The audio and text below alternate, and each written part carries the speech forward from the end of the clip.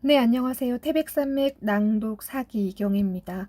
오늘은 4일차부터 먼저 낭독 시작하겠습니다. 태백산맥 1권 2장입니다. 가슴으로 이어진 물줄기.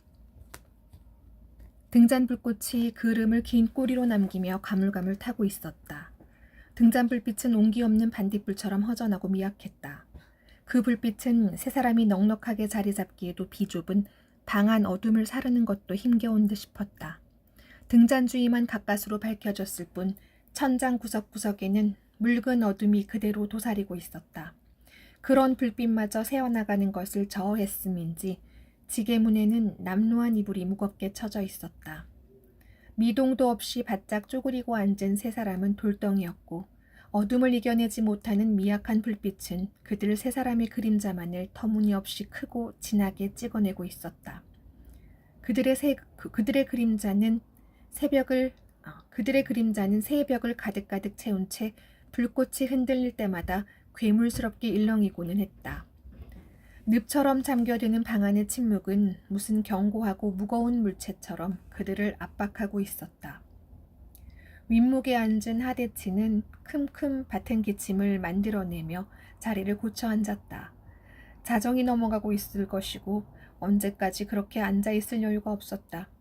하대치의 그런 몸짓의 의미는 두 사람에게 전류보다 빠르게 전달되었고 전등에 반짝불이 켜지듯 확실한 반응이 나타났다.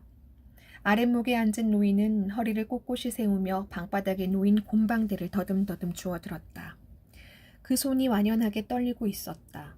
노인의 옆 반다지를 등지고 앉았던 여자는 꺾어 세운 무릎을 더 단단히 가슴팍으로 끌어안듯 하면서 윗목의 하대치에게로 눈길을 쏟아부었다. 눈물로 젖은 그 눈길에 두려움과 초조가 엇갈리고 있었다.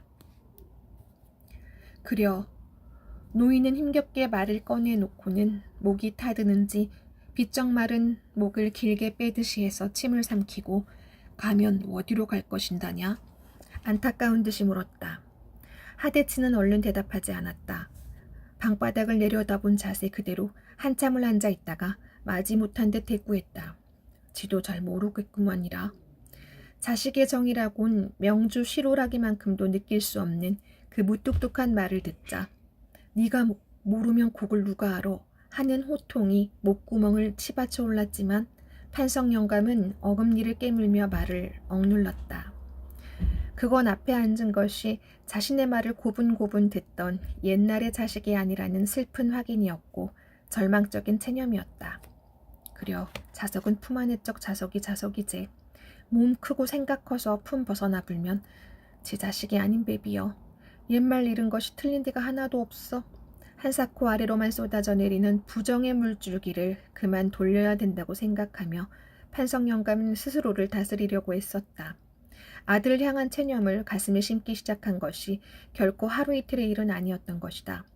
20살 나이가 가까워질 임시부터였으니까 아들의 열받친 행동거지는 일정 때부터 시작되어 이미 10년이 가까워져 있었다.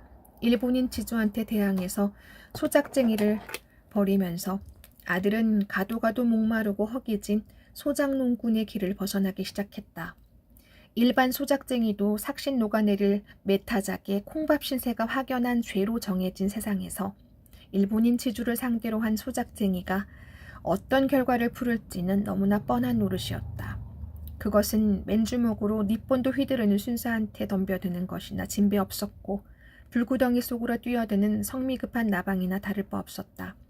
피걸레가 되어 내던져진 아들을 업고 집으로 돌아오며 판석 영감은 제 살이 찢겨나가는 아픔에 떨며 울었고 차라리 죽지 못하고 살아있는 목숨의 구차함이 비통해서 울었다.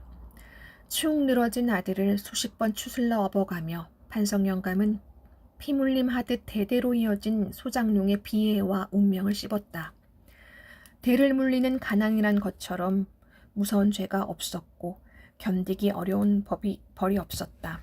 아들은 그 죄를 타고 나서 이제 철든 나이가 되면서 그 벌을 받기 시작하고 있는 것이었다. 아버지 지발 아무 말도 마시오. 목숨 내걸고 독립운동하는 사람들도 있는데 뺏긴 지 밥 밥그릇 찾아 먹는 일도 못한다면 그것이 무슨 사내 새끼다요. 그리고 우리가 하는 짓이 계란으로 바우치기라는 것도 다 알고 있단께요. 그려도 하고 또 해야지라. 자기 넘는 지주들도 없는 법인께요. 몸져 누운 아들의 눈빛은 메타작을 조금도 두려워하지 않았고 그 소견 멀쩡함에 판석 영감은 더 할 말이 없었다. 그러나 아들이 마음을 단단히 먹을수록 몸은 멍든 옹기가 되어 가다가 끝내는 산산조각으로 깨어지고 말리라는 불안감이 먹구름으로 가슴을 덮고 있었다. 나흘째 되는 날 순사가 들이닥쳤고 경찰서에서 하룻밤을 새운 아들은 다음 날로 기차에 떼밀려 실어졌다. 징용으로 끌려가는 것이었다. 아들과 함께 쟁의를 벌였던 소작회의 다른 12명도 함께였다. 열분 백분 참고 또 참아야 쓴다. 목심 지키는 일이 제일 중한 일인께. 혼몸 아닌 네 새약시 생각해서라도 몸성이 돌아와야 써. 애비말 멍쉬며 알아듣겠지야? 판석 영감은 아들의 소매를 잡아 흔들며 애타게 말했지만 아들은 아무것도 없는 하늘 그 어디를 보고 있는지 아무런 반응이 없었다. 아들은 순사에게 등을 떼밀려 기차에 오르고 기차가 움직이기 시작해도 한마디 말이 없었다. 말은 고사하고 한번 쳐다보지도 않고 떠나가고 말았다. 기차가 산구비를 돌아갈 때까지 맞바람이 통하는 가슴으로 서 있던 판석 영감은 아, 저것이 옛날 자식이 아니구나 하는 생각이 불현듯 떠올랐고 그 최초의 깨달음은 아들이 자신에게서 한정도 없이 멀어져 가는 거리감을 느끼게 했다. 그것은 장성한 자식의 모습을 확인하는 대견함도 있었지만 그러나 자식을 잃어버리는 것 같은 허전한 상실감이 주는 슬픔이 더 컸다. 그것은 자신의 가슴 저 밑바닥에 깔려있는 씻겨지지 않은 죄의식이 고개를 드는 탓인지도 몰랐다. 그려 다 이 못난 애비 죄여. 이 애비 원망을 속 풀릴 때까정 허. 근데 불쌍한 내 새끼야. 이 팔자는 애비를 원망한다고 풀리는 것이 아니여. 피 타고남수로 매듭 맺힌 한이 있니. 그걸 어찌했을거나. 한은 맺히기만 했지 풀리는 것이 아닌께. 한인 법인디. 그걸 풀려고 발사심하면 할수록 헝클어진 실꾸리 멘치로 얽히고 설키다가 종당에는 지 명꺼정 끊어먹는 법인디. 판석 영감의 뇌리에는 아버지의 기억이 예리한 아픔으로 찡하게 떠올랐고 그 기억을 몰아내듯이 그는 고개를 설레설레 저으며 기차가 사라져간 산구비에서 시선을 거두었다. 요리 밤중 채비를 허야 할 만치 행편이 다급하게 되었냐? 판석 영감은 굳이 대답을 듣자고 하는 말이 아니었다. 그건 아들에 대한 일종의 힐책이었다. 옛기 숭은 놈들아. 열흘을 못 채우고 야반 도주를 헐신세밖에 못 되묵은 것들이 그리 험하게 사람들 목심을 해치다니. 천하의 몹쓸 놈들. 판석 영감은 이런 말을 대신하고 있었다. 아들은 그런 자신의 마음을 아는지 모르는지 미동도 하지 않았다. 도무지 자신의 자식이라고 믿어지지 않을 만큼 변해버린 아들을 판석 영감은 침침한 불빛 속으로 물끄러미 건너다 보았다. 북해도 탄광으로 여기저기 비행장을 닦는 데에 5년여를 끌려다니다가 해방과 함께 돌아온 아들은 이미 마음이 변해 있었다. 판석 영감은 그 사상에 깊이 물든 아들의 마음은 충분히 이해했지만 그 물불을 가리지 않는 행동은 이해할 수가 없었다. 그려 형편이 다급하면 떠나야지.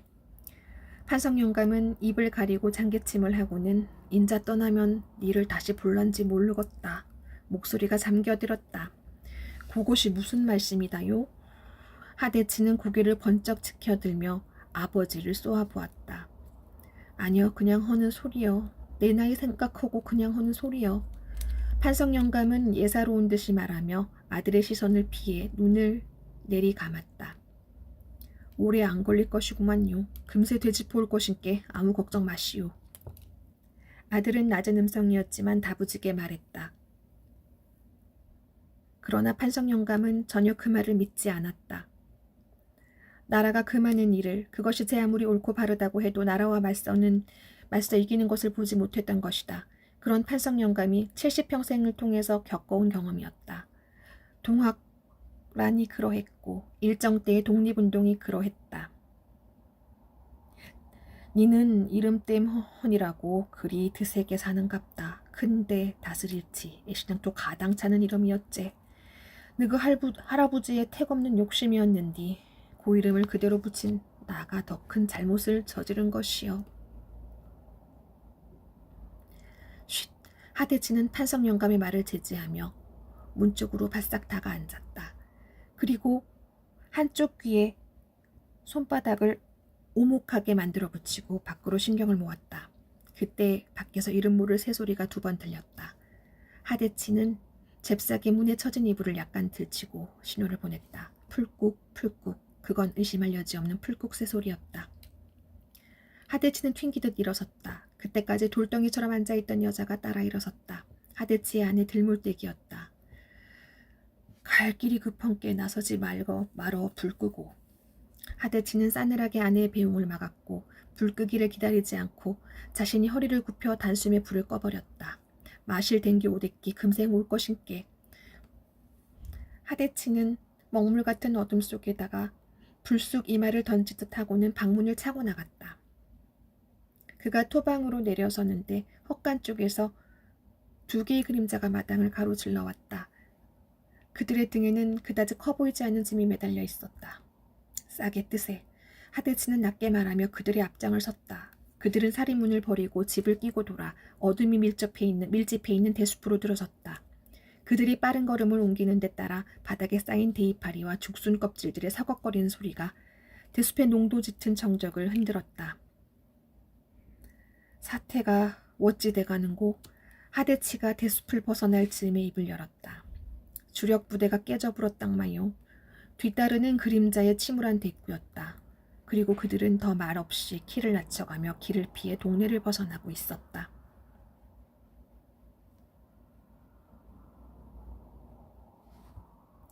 판석 영감은 군방대에다가 꽁꽁 담배를 재었다. 성냥을 득 그어 담배에 불을 붙이려다가 그때까지 윗목에 그대로 서 있는 며느리를 의식했다. 아가 인제 불 걷어내고 건너가서 눈잠 붙이거라 와. 판석 영감은 며느리에게 미안하고 면목이 없어 이 말조차 하기가 거북스러웠다. 며느리는 소리 없이 문에 처진 이불을 걷어냈고 조심스럽게 문을 밀치며 아부님 주무시시오 하고는 방을 나섰다.